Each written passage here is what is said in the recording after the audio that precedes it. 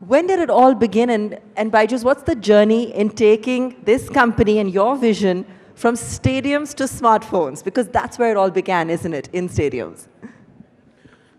I'll keep it short, but just to dramatize the story, I'll tell that I come from a small village, which is a fact. I went to a government school, forgot about finding good teachers. Finding teachers itself was a challenge, which forced me to become a teacher in my school itself. So I started teaching my school in my village, in my college, and continued with that love for math, learning math and teaching math, which ended up becoming business. Still in that pursuit of how to make it bigger, more importantly, better. Would want to believe somewhere in the very beginning of that journey, a long way to go before we'll even think of this as success.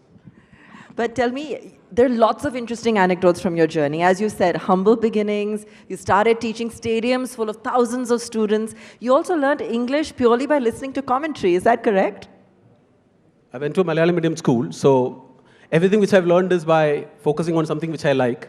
Sports is something which is very close to me, so my average English, which you will hear from me over the next 15-20 minutes, is what I've learned completely by listening to sports commentary on radio.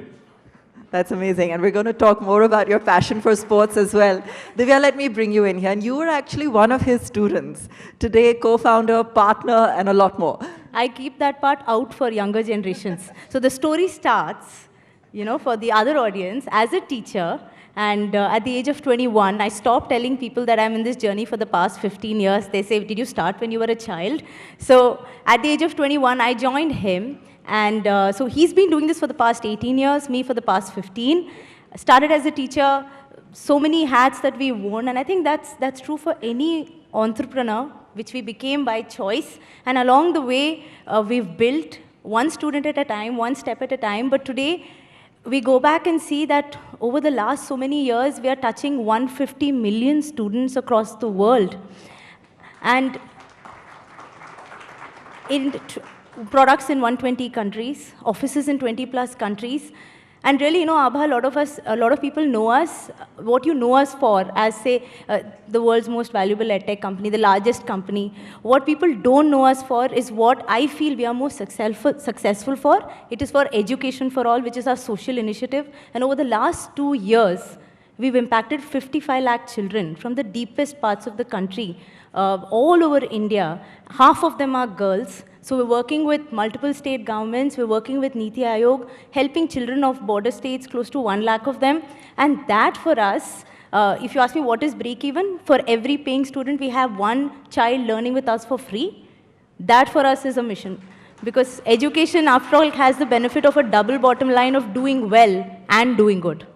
Absolutely, and it's not an overnight journey, and that's what you were telling me earlier as well, that there's a solid decade even before people started talking about Byju's as a recognizable edtech company with global investors. One that was one step at a time. You spent weeks traveling all over the country and building this. Share with us, a snippet of that journey to help us get an understanding of really what it's taken to build something of this scale. Yeah, that's also because media started reporting only the fundraising part of it, which we started only in 2015. Not many people know that I started teaching formally like in 2003, 2004. So 11 years of, I used to go to 9 cities every week. Monday to Friday, 5 cities. And Saturday morning I used to do Bangalore, evening I used to do Chennai. Sunday morning I used to do Bombay, Sunday evening I used to do Pune. Did that non-stop for there was a time where I did this for 4 years without a single day break. Not many people know this. What I am trying to tell here is there is no overnight success.